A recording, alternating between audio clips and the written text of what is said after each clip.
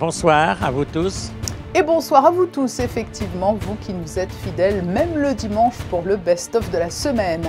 L'actualité a été encore diverse avec plusieurs événements qui reviennent chaque année à cette période, comme la campagne de lutte contre les violences faites aux femmes ou la semaine européenne de réduction des déchets. Un anniversaire a également été célébré cette semaine, les 5 ans de Monacotech, l'incubateur accélérateur de start-up, alors qu'était donné presque au même moment le coup d'envoi de 2 manifestations qui séduisent toujours le public, Monacophile et le salon Monte Carlo Gastronomie. Le comédien Christian Vadim, quant à lui, était sur la scène du théâtre Princesse Grace. Et cette semaine, le CHPG s'est officiellement doté d'une salle d'intervention nouvelle génération en cardiologie dont il n'existe que très peu d'exemples dans le monde. Cette nouvelle salle, c'est une salle qui est une salle, on va dire, de 3e génération, puisqu'elle va bénéficier d'une part d'un tout nouvel appareillage qui permet de faire de l'imagerie à l'intérieur du cœur et de superposer ce qu'on voit dans le cœur et ce que l'on sait sur le patient. Deuxièmement, c'est une salle qui bénéficie d'une implantation d'une technologie qui permet de contrôler le mouvement des cathéters, ces dispositifs qu'on met à l'intérieur du cœur, mais à l'aide d'aimants. Et on va finalement, grâce à l'aide d'une souris, de façon très précise, de façon très sensible, pouvoir guider ce matériel à l'intérieur du cœur humain et ne plus faire de gestes brusques comme on faisait autrefois avec la manipulation manuelle. Et enfin, à cette nouvelle salle de cartographie d'aimants, on rajoute une nouvelle technologie qui va permettre de traiter des gens qui ont des troubles du rythme cardiaque, on dit aussi arythmie, avec une stratégie qui n'utilise plus la stratégie de chauffe. Avant, on chauffait l'extrémité du cathéter pour traiter des zones à risque.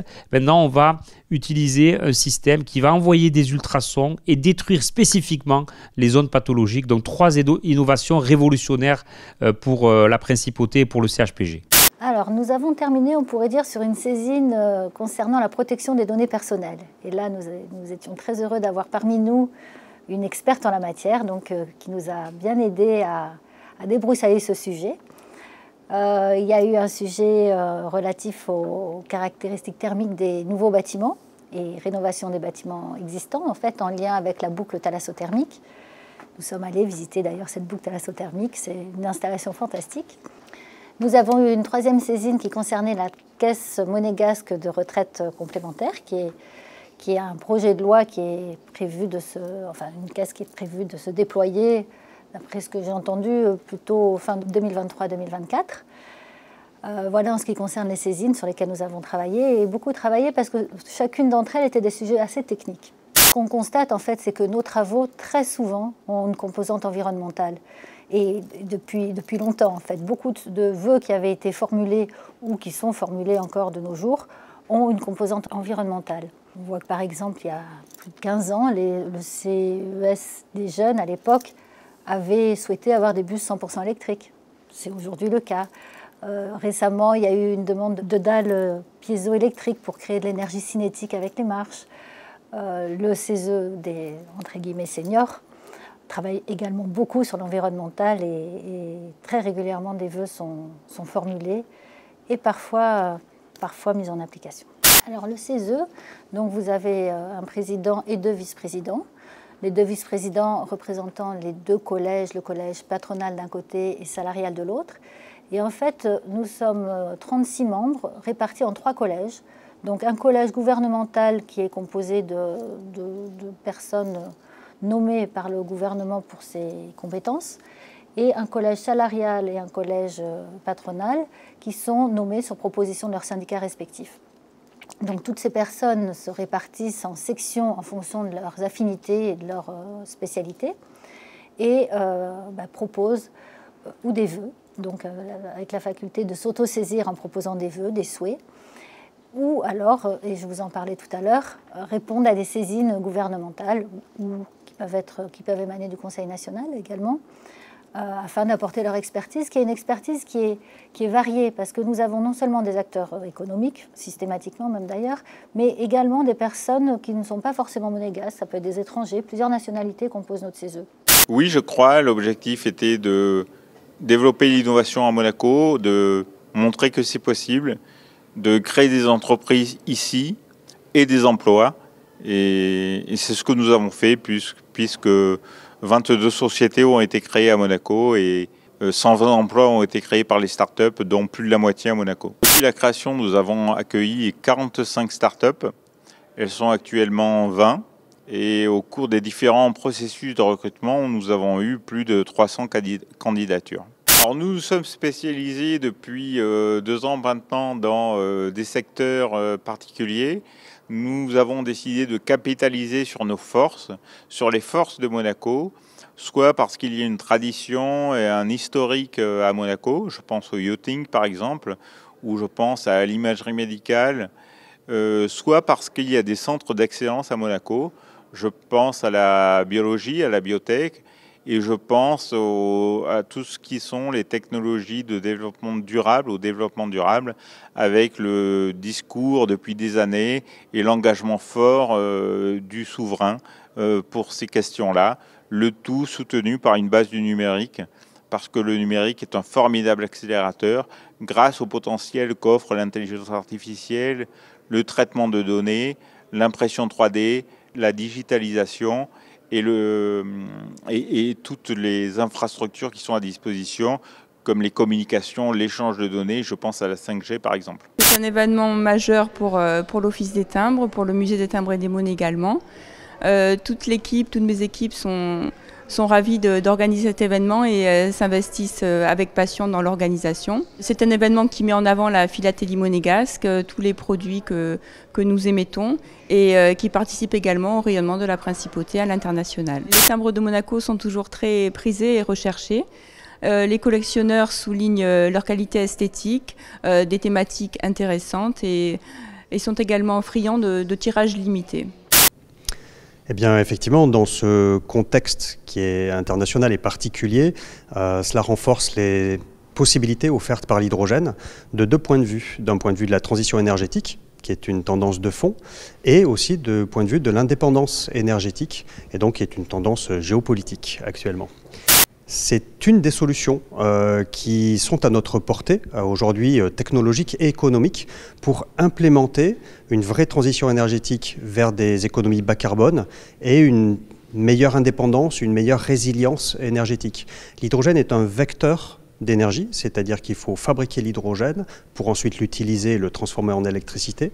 Et il y a plusieurs possibilités de produire cet hydrogène à notre disposition, dont le produire à partir d'énergies renouvelables localement. Absolument. Alors, les potentialités sont assez vastes puisqu'on peut décarboner l'industrie avec de l'hydrogène vert, on peut décarboner les transports avec de l'hydrogène vert. C'est une question de choix et de priorité que l'on donne à son usage et à ses développements. Le message passe. Oui, ça nous surprend, on est toujours étonnés et ravis surtout de voir que tous les acteurs rentrent dans ces démarches. Et Monaco, c'est un creuset formidable de dynamisme et d'implication, autant comme vous le dites des institutions, mais toutes les associations, les particuliers, les entreprises. Donc c'est plein de dynamisme, plein de bonne volonté et surtout beaucoup d'idées très intéressantes que chacun propose. Oui, le recyclage, mais bien sûr la fabrication aussi, et le transport, puisqu'on sait que beaucoup de vêtements proviennent de pays plus lointains, qui ont un impact notamment en termes de transport et d'émissions de gaz à effet de serre. Donc comment faire mieux avec ce qu'on a, tout en restant sur des choses sympathiques, agréables, ludiques, jolies, agréables à porter. Et voilà l'enjeu de cette semaine. Et puis aussi, comme vous l'avez dit, comment recycler, récupérer et ne pas avoir juste on les porte et on les jette. Depuis 2019, grâce à l'INSEE, nous disposons de chiffres, des cas recensés. On est à début novembre 2022 à 33 cas recensés par la Sûreté publique et à 40 femmes qui se sont présentées à la VIP, l'association d'aide aux victimes d'infractions pénales. Ce sont des femmes victimes de violences conjugales, violences sexuelles ou harcèlement. Le message, c'est qu'on peut tous agir, on peut tous changer l'histoire d'une femme victime de violence. On a décidé cette année de cibler en priorité les hommes. On a 3 personnages masculins qui sont les protagonistes de l'histoire. Et on va donner des clés, quelques clés simples, quelques gestes qu'on peut tous accomplir pour aider une victime de violence. Et c'est pour ça qu'on parle de vous pouvez changer l'histoire et qu'il est très important d'agir contre les violences en commençant déjà par ne plus les ignorer. C'est le 25e Monte Carlo Gastronomie et cette année, on va organiser, Monaco Goût et Saveur organise le premier Maestro Kid, c'est-à-dire le premier concours pour les enfants. Il va se dérouler lundi. Aujourd'hui, c'est le Maestro Chef et lundi, c'est le Maestro Kid. Apprendre à cuisiner, oui, on va corriger. C'est le mot qui convient, c'est corriger. Mais apprendre, ils ont l'envie. Et quand on voit qu'on reçoit pour ce concours-là 127 recettes, on est le premier concours au monde où on a 127 recettes. Aujourd'hui, il faut avoir une ouverture d'esprit. Et le chef qui n'est pas dans cette ouverture d'esprit, aujourd'hui, il n'est pas dans l'actualité. Exactement, avec cette bande-là, j'ai fait 15 ans, 5 pièces de long métrage. Et je vais vous dire, c'est du luxe, c'est la cerise sur le gâteau. J'adore le théâtre, j'adore partir en tournée. Et quand vous le faites avec des amis et que ça se passe merveilleusement bien, que demande le peuple? La télévision, il faut être très rapide. Le cinéma, il faut être extrêmement précis et puissant en 2 secondes sur une journée de 12 heures. Le théâtre, vous pouvez recommencer tous les jours. Cinéma ou télévision, vous avez des techniciens. Effectivement, c'est sympathique, mais bon, ça n'a rien à voir avec le théâtre. Quand vous savez que vous avez cette phrase qui va faire rire, vous le savez à l'avance quand vous avez joué et que la salle éclate de rire, c'est un shot d'adrénaline absolument hallucinant. C'est une partition, la comédie au théâtre, même au cinéma ou à la télé, mais c'est au millième de seconde près. Et ça, c'est génial pour en recommencer. Le best-of de la semaine, c'est aussi le best-of des réseaux sociaux avec ce qui plaît toujours, les bébés et nos amis à 4 pattes.